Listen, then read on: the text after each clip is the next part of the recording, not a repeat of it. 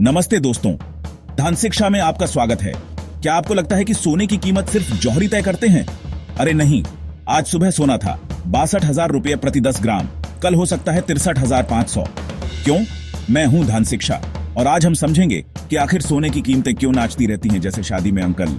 अगर आप भी कंफ्यूज होते हैं कि भाई सोना लूं या ना लूं, तो ये वीडियो बिल्कुल आपके लिए है। सबसे पहली बात, मांग और आपूर्ति का सिंपल सा नियम। जैसे त्योहारी सीजन में आमों की मांग बढ़ जाती है और कीमत भी बढ़ जाती है, वैसे ही सोने के साथ होता है। आपूर्ति की तरफ देखें तो सोने की खदानों से कितना सोना निकला, पुराने सोने की रिसाइकलिंग कितनी हुई, दक्षिण अफ्रीका, ऑस्ट्रेलिया जैसे देशों में माइनिंग कितनी हुई। मांग की तरफ, शादी के सीजन में तो सोने की मांग आसमान छूती है। दिवाली, धनतेरस, अक्षय तृतीया सब सोने के त्योहार हैं।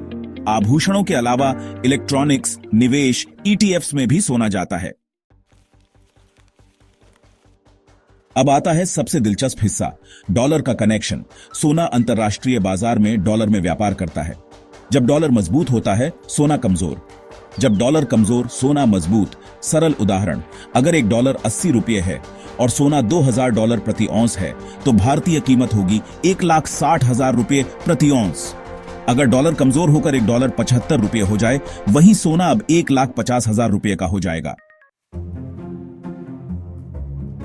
जब महंगाई बढ़ती है, लोग सोने की तरफ भागते हैं। क्यों? क्योंकि सोने को महंगाई से बचाव कहते हैं। मतलब अगर प्याज टमाटर महंगे हो रहे हैं तो सोना भी महंगा होगा, लेकिन उसकी क्रय शक्ति वही रहेगी।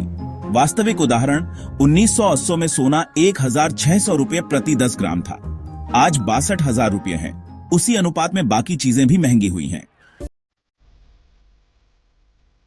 आरबीआई और अन्य केंद्रीय बैंक भी सोना खरीदते बेचते रहते हैं। ब्याज दरें कम करते हैं तो सोना ऊपर, और ब्याज दरें ज्यादा तो सोना नीचे। क्यों? क्योंकि सोने में ब्याज नहीं मिलता, एफडी में मिलता है। हालिया रुझान कोविड के समय सबने देखा, ब्याज दरें गिरी और सोने की कीमतें चांद पर पहुंच गईं। युद्ध, राजनीतिक अस्थिरता, आर्थिक संकट, सबका सीधा प्रभाव सोने पर। लोगों को सुरक्षित आश्रय चाहिए। जब शेयर बाजार गिर रहा हो, मुद्रा कमजोर हो रही हो, तब सोना हीरो बन जाता है। यूक्रेन रूस युद्ध, देखा ना कैसे सोने की कीमतें उछल गई थीं। और अब कुछ मजेदार तथ्य। मजेदार तथ्य 1, दुनिया भर का सारा सोना एक ओलंपिक साइज स्विमिंग पूल में आ जाएगा। सिर्फ 2 लाख टन। इतना दुर्लभ है ये पीला धातु। मजेदार तथ्य 2, भारत दुनिया का सबसे बड़ा सोना उपभोक्ता है। चीन के बाद दूसरे नंबर पर। हमारा प्यार सोने से कितना गहरा है, समझ गए ना? 2023 में क्या हुआ था? जनवरी में सोना था लगभग 56,000। मार्च में बैंकिंग संकट की वजह से 62,000 तक गया।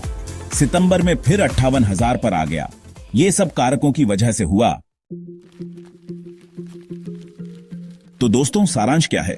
सोने की कीमतें 5 मुख्य चीजों से बदलती रहती हैं। मांग आपूर्ति, त्योहार और खनन, डॉलर की मजबूती, मजबूत डॉलर, कमजोर सोना, महंगाई, महंगाई से सुरक्षा, ब्याज दरें, कम दरें, सोना ऊपर, वैश्विक तनाव, सुरक्षित आश्रय की मांग। याद रखें, सोना निवेश है, सट्टेबाजी नहीं। लंबी अवधि की संपत्ति संरक्षण के लिए बेहतरीन है।